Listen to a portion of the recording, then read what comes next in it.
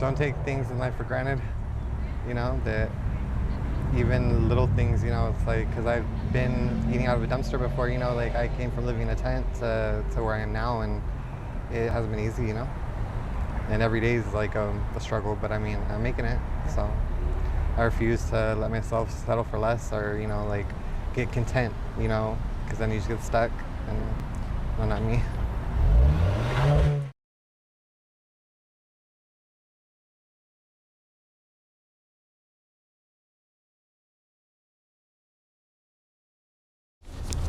Okay, so today we are back here with Breezy, and we actually met Breezy over a year ago. It was April 16th. We did our first interview.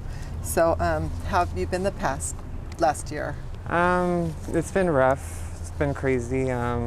Still out here on the boulevard, unfortunately, but you know, I can't really complain. Like, you know, as bad as things get, like I managed to hold a year relationship. So I mean, that's, you know, one good thing.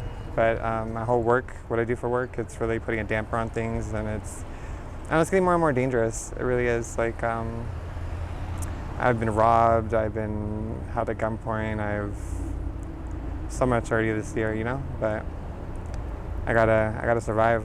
I can't rely on no man to survive either, you know. So I gotta just do it myself. So That crazy stuff's happening here on Beach Boulevard or someplace else? Here, Beach Boulevard, Santa Ana, you know.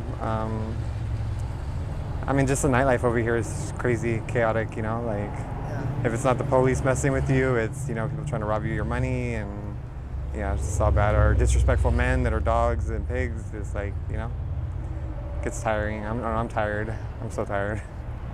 It's not even funny. I put on a good smile, but yeah, no, I'm tired. How old are you? 28.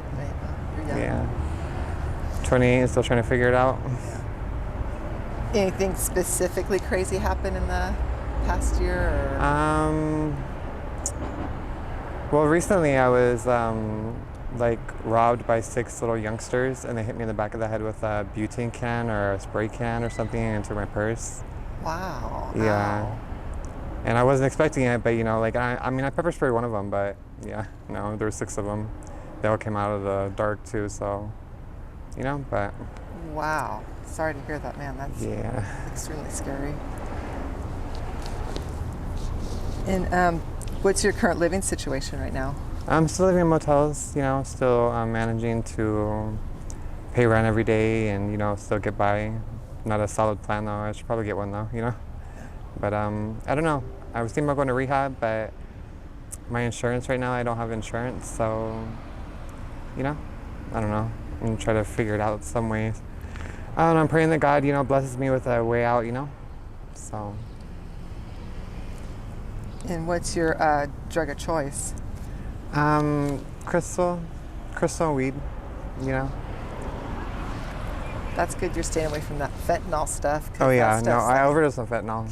You know, when I smoked it and I didn't know it was fentanyl, and then yeah, I just went out. They had to kick open the door and hit me with the Narcan. Yeah. So you thought you were doing another drug and it had the... Yeah. It was crazy, but that's a problem out here too. People on fentanyl, like it's just a really epidemic, you know. Like so many people have lost from fentanyl. It's crazy. Actually, quite a few people that we've interviewed have they're gone now. It's really sad. But down at the other end of beach at by the freeway, Garden Grove Boulevard, or Garden Grove Boulevard. Man, they're like zombies over there. They're literally folded in half. They're now sleeping on the streets where before, when we first started doing interviews, it was not like that at all. So, yeah, I know, it just seems to get worse and worse too. I don't know, it's crazy. I don't know, I try to like encourage, you know, like, especially the women out here, you know, the women especially, like, it's so sad to see like some of them let themselves go and they're just like so lost, you know. Like I try to always like walk by and remind them like they're beautiful and that like, you know, that they'll get through it, and just, you know, just even if it's just a simple hello, you know, it makes a difference. Oh yeah, for sure. Yeah.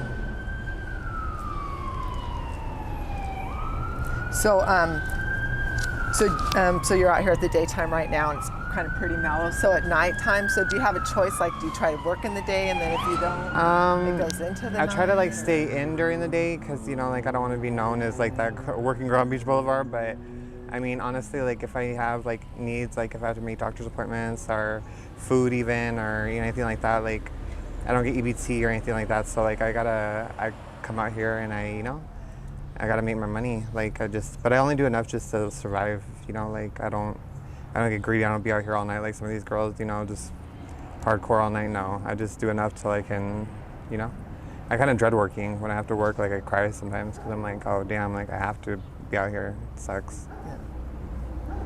And you said you're in a relationship? Yeah, and I'm happy. I really am. I mean, I know that it's not fair to him, what I do, but he knows my situation. He knew what he was walking into, but I mean, he kind of made my mindset change. Like not be so like on work and just like like I want to change. I want to do better. I want something real. Like I'll give up the money. I'll give up all the the wigs, everything. Like all the materialistic stuff just for something real. Yeah. Right now is a really good job, market out there. So if you could have some kind of like a dream job or something you're qualified for, is there something you would go for? Well, I want to be a freelance makeup artist, but I mean any job, honestly. Like as long as it doesn't involve like being touched by a man, like it's ideal for me. I don't care what it is. Like as long as it's just a regular can wake up every day and go to work and have purpose. Yeah.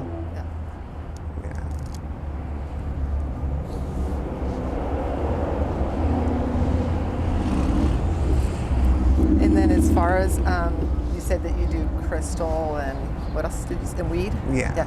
So what effect does that make you?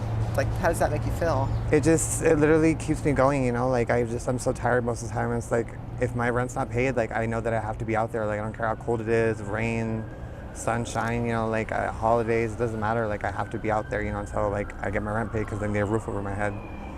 And it just keeps me numb, because if I don't, like I cry all the time. Like I'll literally just sit in the shower and just rock back and forth crying just because like you lose so much in this job. Like you lose your self-respect, your dignity, your just so much I've lost, and it's not even worth, like, because when I first started doing this, like I didn't know what I was signing up for. I just thought, oh, look pretty, get money. No, it came with so much more, and it just wasn't worth it. So I'm sure it's a lot going on out here. Do you ever turn your back where your belongings have been stolen? Yes, I have, but for the most part, like my belongings haven't been because I managed to keep a roof over my head. But like, there's been times where like I lose my room and like I'm out here and it sucks, like because I have to leave my stuff somewhere. I'll have to just throw half of it away because like I can't carry it, Right. So I just have to. But I mean, for the most part, I managed to keep a roof over my head. So I mean, at least I have that, And then lastly, do you by chance have any kind of social media information in case somebody wants to reach out to you, or Cash App in case somebody wants to make a donation? Yeah, you can. I can give you that news. Okay. Follow me on Snapchat. Do you post daily? I post often, yeah. My Snapchat's BicacaBaddie909.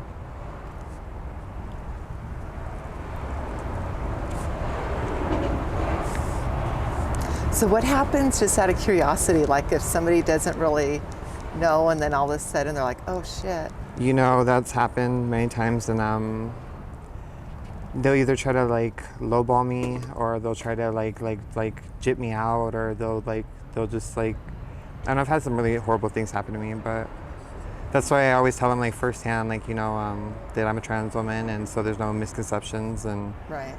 I mean, but once I tell them that, it's like they just, they'll treat you a whole lot different.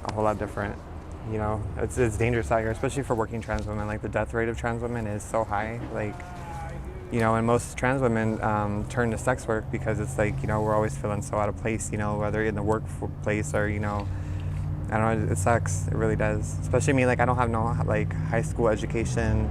I mean, I have some high school, but like I never graduated. I don't have no college. I don't have nothing like that. So it's like all I know is fast money, Thank Just you. out of curiosity, again, what age were you when you like started going from like when you were officially a woman? Well, I mean, I've always known, but like I come from a big Mexican religious family, so it's like, it's one thing to change, your gender compared to if you were just gay, you know, like, you know, it's like a whole other ball game. But I mean, I've always known, you know, I would get mad when like I couldn't be on the girls' team for like PE, or like, you know, when like when they would like separate us, you know, or like I would always dress up like in my mom's clothes, and like I remember even tucking my pee-pee behind in the shower, and I'd be like, oh, I hope it never grows, you know, like, but like my mom said she's always known, you know, but she's waiting for me to come out about it, so yeah. Well, sure, it's nice to see you again. It's nice to see you guys too, and I appreciate the interview. Yeah, thank you. And lastly, so is it okay if we use the interview on our YouTube channel? Of course, of course. Thank you, Okay, Breezy. okay.